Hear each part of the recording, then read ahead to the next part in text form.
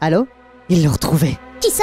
Pas qui? Mais quoi? Je parle d'un document, d'un scénario perdu au milieu d'une pile et oublié de tous. Je parle d'un récit qui se déroule au pays du Cèdre, au Liban, en plein cœur de ce petit Paris du Moyen-Orient, celui d'Opération Beyrouth, écrit en 1992 par Tony Gilroy. Mais Chut, ne dis rien, plaisir d'offrir, joie de recevoir. Il a écrit les scénarios de L'Associé du Diable, La Mémoire dans la peau, La Mort dans la peau, La Vengeance dans la peau, Michael Clayton avec George Clooney. Mais Chut, ou encore Rogue One, A Star Wars Story. Mais oui, mais non, mais ça je le sais. J'allais demander pourquoi le scénario était resté dans les cartons. Ah, je vois! Eh bien parce qu'en 1992, on est juste après la fin de la guerre civile au Liban et le sujet est trop touchy, conflictuel et récent pour que l'entertainment et l'industrie cinématographique hollywoodienne s'y intéressent vraiment. Ok, du coup il a fallu attendre des années pour que ce projet prenne finalement vie, c'est ça? Exactement! Et c'est Brad Anderson qui passe derrière la caméra pour y apporter tempo et réalisme. Alors, est-ce qu'on a bien fait de sortir ce scénario de derrière les fagots? Est-ce que ce film est à la hauteur des intrigues signées Gilroy? Bref, est-ce que ça vaut le coup d'aller le voir? On vous dit tout dans la kiff-histoire du film Opération Beyrouth. Oh my god.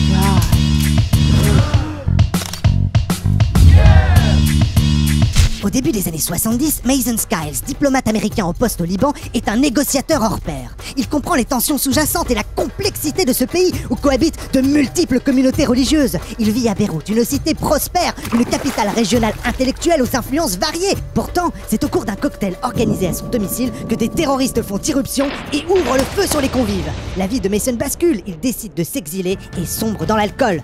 Mais après 10 ans passés aux États-Unis, on lui demande de retourner à Beyrouth. Alors, en pleine guerre civile, il doit y négocier la libération d'un agent de la CIA kidnappé par un groupe terroriste et qui réclame en échange le retour d'un de leurs chefs détenu par la police secrète israélienne.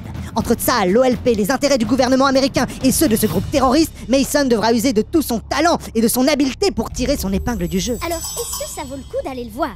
Eh bien, la réponse est oui. D'abord parce que le scénario de Gilroy est extrêmement bien construit. Il manie habilement les rebondissements inattendus et il part d'une arène et d'un contexte crédible pour écrire une fiction. Il s'appuie sur des faits historiques existants comme l'enlèvement du chef du bureau de la CIA à Beyrouth en 1984 et imagine ce qui aurait pu se passer dans d'autres circonstances. Ah, donc c'est pas vrai. Non, c'est une fiction, mais ce qui rend le film si réaliste, qui parachève ce travail d'illusionniste, c'est l'utilisation de lentilles anciennes qui donne un cachet d'authenticité à certaines scènes et nous plonge dans cette ambiance des années 70-80. Des lentilles anamorphiques. Oui, on dirait presque des images d'archives. On se laisse embarquer, la recette fonctionne. Ça met en appétit. Et côté tournage, ça s'est passé comment? Eh bien, le tournage ne s'est pas déroulé au Liban comme on aurait pu le penser, mais au Maroc, à Tanger. Les façades d'immeubles ont été recouvertes, les rues ont été maquillées. On a rajouté des devantures de théâtre, de cinéma, de café, de pharmacie, afin que cette zone de conflit fictive paraisse plus réaliste et moins générique. Tu as été au Liban, toi? Non? Donc, tu peux pas dire que ça ressemble au Liban? C'est exact, mais pour le néophyte que je suis, cela suffit à maintenir l'illusion. Ok. Ce contraste saisissant entre ce Beyrouth qui connaît son âge d'or et cette même ville quelques années plus tard, ravagée par la guerre civile, aux immeubles éventrés, aux rues jonchées de gravats et recouvertes de poussière. Une ville où la violence a peu à peu pris le pas sur la raison et le dialogue.